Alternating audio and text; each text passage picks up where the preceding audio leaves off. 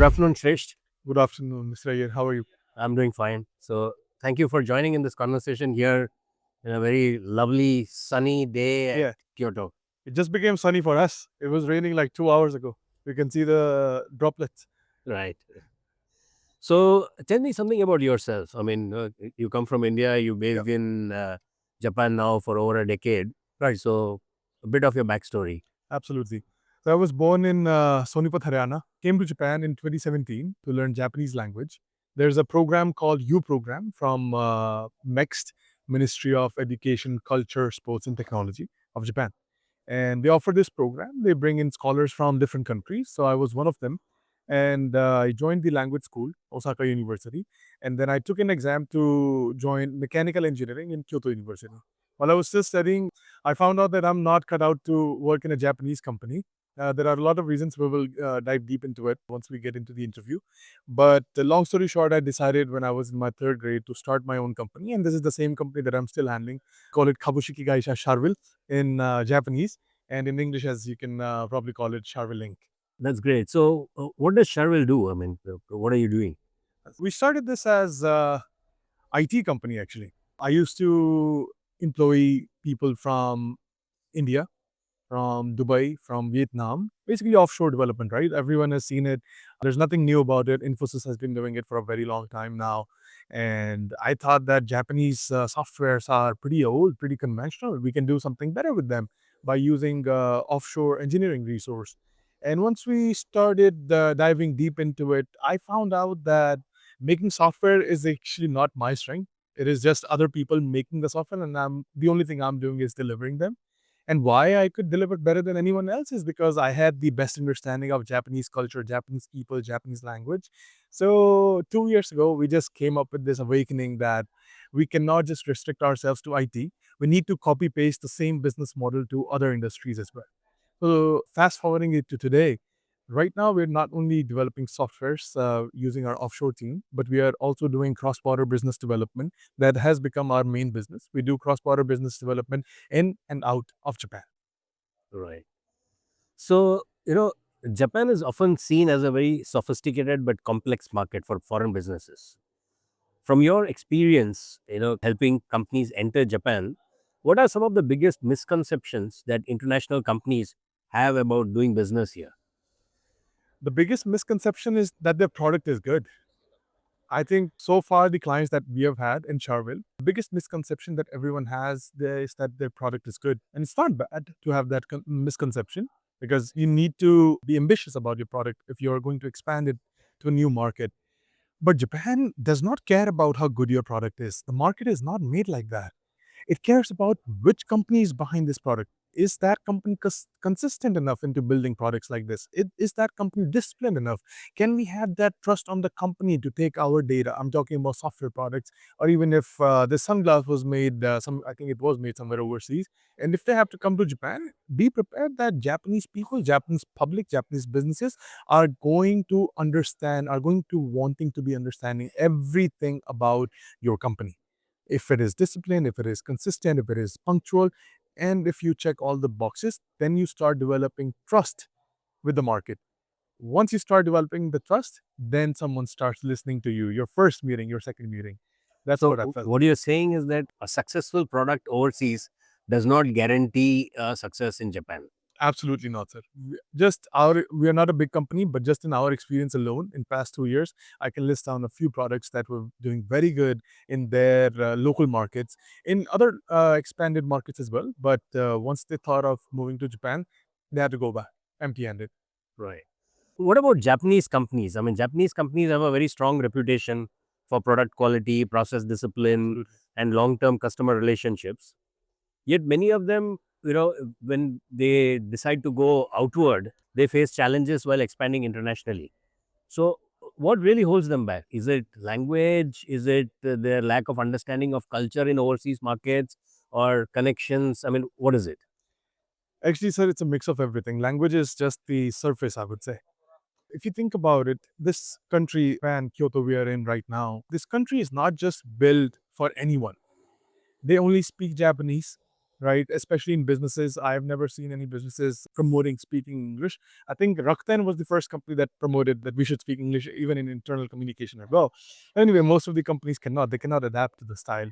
So language is just the surface, but their products are usually tailored for markets, for the cultures of Japanese people, right? Their markets are not tailored to expand into any market that they can look forward to, right? First thing first, even if they start looking forward to other markets and they want to expand, of course, they will have to do the cultural changes. They will have to change the product according to the market they're thinking of expanding it in. And also, they will have to change themselves because they are not tailored. They are not cut out to make businesses overseas. So, just like I said, language is one, then culture is second, third is national characteristics are so different. You and I, we both come from India. Both know if an Indian, a Japanese person were to sit down on the same table of negotiation, it is not going to go very well, right? So these are the kind of things that I feel Japanese companies are lacking. And it is good for businesses like us. We understand both the cultures. That's why we can be that bridge. We can be that pillar of support that can take them everywhere just because we understand the culture. Coming back to foreign companies trying Yeah. to expand into Japan, how important is localization? I mean, you mentioned a little bit about it. Localization beyond just language. I mean, what kind of things should the companies be able to understand about trust building, business etiquettes, and customer expectations and other factors while trying to enter the Japanese market? Overseas markets, in our experience, they appreciate speed over certainty. If I'm very sure you're very experienced, you must have seen a lot of entrepreneurs in your career alone. And overseas market, it appreciates speed over certainty. Japan is opposite. Japan appreciates certainty over speed. They don't know how fast you can move, how fast you can bring in the commercials, how fast you can bring your product in. They don't care. How fast can you build that trust? How fast can you take the uncertainties away? Is what Japanese companies appreciate, Japanese market appreciates. So going back to your question, the overseas companies, when they come to Japan, they will have to do a lot of localization. And not just because their product needs any. It's just because the trust that they have to develop in this market with Japanese people, Japanese companies, that requires a lot of localization. So, are you saying the Japanese market and Japanese companies are risk averse? Yeah, it is one of my very interesting, my very favorite topic. Yes, they are. They do not like taking a lot of risk. Is that changing? I mean, because the fact that in this new era of driven by startups, Yeah, driven by AI, and driven by these, developments and things that change so fast, right. have Japanese come to understand? Because obviously, Japan has missed the last maybe 3 decades of the Right, software boom. right. You're Yeah, correct. and now, I mean, what I see is a buzz around trying to catch up with physical AI and some of the sectors where Japan traditionally had a lot of strength. Right. So, do you think that this is there introspection of changing this attitude, becoming less risk averse, and becoming taking up more challenges, kind of thing? Actually, sir, all the Japanese companies wear the pride on their chest that they have developed whatever product, whatever service that they are working on, any industry that they are a part of. They wear a lot of pride on their chest that they have developed it with discipline, with consistency, with cultural etiquettes, and being risk averse is one of them. So, taking that one part away and letting the others stay in their characteristics, I don't think it is very justified. I believe that Japanese people, first of all, are not changing. Secondly, this is my personal opinion. Individualistically, I believe that it is the correct way. Japanese people, Japanese companies should stay like this. That's why the made in Japan quality will stay like this, however it is in our hearts. What will change in future is companies like us will start joining them. We are one of the extension arms that they can use anytime they're trying to go overseas. We are the ones who judge what is the risk that they should take and what is the risk that they shouldn't take, depending on how big the risk is what is changing. Traditionally, 10 years ago, they also felt the same thing, what you just said, that they have missed out on this software boom. So they started, VCs actually started pushing in a lot of money in these new startups, IT startups, software startups. They were the ones who were going to take risks, right? Because everyone is the startup boom. US has seen it Yeah. early 2000s. Now Japan has to also see it one day, right? So they decided that okay, they will start pushing in a lot of money. 10 years down the line, today, nobody's even ready to buy the product of that startup and not even acquire that startup alone. That's because they end up taking the risk that Japanese companies, Japanese markets usually stay away from. I love this culture, sir. I would want them to always be this proudful, to be this much risk free. Okay, so I mean, we are sitting here on the sidelines of IVS Yeah, Kyoto, which is a big startup event and absolutely. conference. So, in the last couple of years post COVID, I mean, Japan's startup ecosystem has been receiving a lot of renewed global attention. I mean, Yeah. also the support of the Japanese government and all those kind of things. Yeah. So, what can new age Japanese startups learn from older generation of Japanese businesses that build global brands? Don't be presumptuous is the first thing. In our experience as well, we have helped startups and big companies both. The big companies, they keep their foundation very strong. They keep their roots very, very, very strong. The same culture that has been running in the industry, in the family since early 1900s is still intact. And then they start doing the changes on top of that. What these new startups, sometimes not all of them, what these new startups are trying to do is change the foundation altogether. We want to become more overseas friendly startup, and those things kind of do not agree with each other. Yes, you can probably make your company look like it is overseas friendly, but will you be able to achieve that diabolical level of success that other companies have by keeping their foundation strong? I don't think so. I've never seen a successful case so far. So, you have worked at the cross section of cross border business developments, artificial intelligence, SaaS product development, and digital transformation. Right. So, as Japan opens up further for global collaboration, Yeah. where do you see the strongest opportunities for international companies? So Japan saw its economic bubble before anyone else did. It was in late 1970s, and if you see after World War II, it was only 25 years. It is the hard work, the sweat, the blood of all the people who just work constructively to become the leading company, right? A leading country, sorry. Then late 1970s, early 1980s, they saw this economy bubble before even the US did. And right after that, just like you said, these 20 years, they are the ones who have missed out on them. They are the ones who have missed out on the development, right?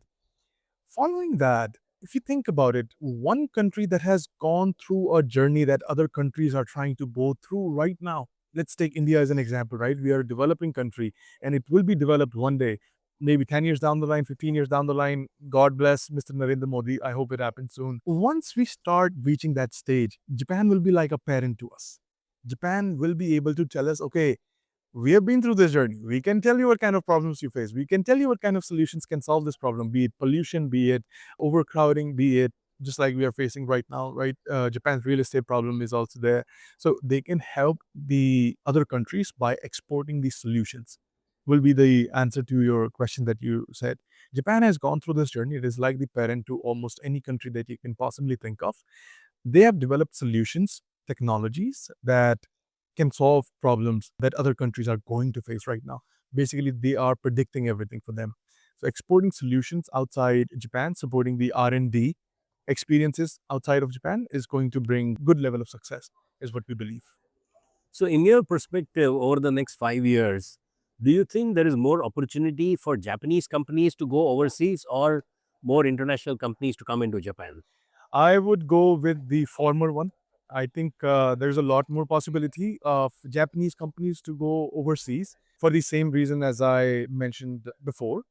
However, Japan is a very good market as well. If you think about it, they are one of the most loyal customers that we can get. The customers that we started working with 6 years ago are still our customers.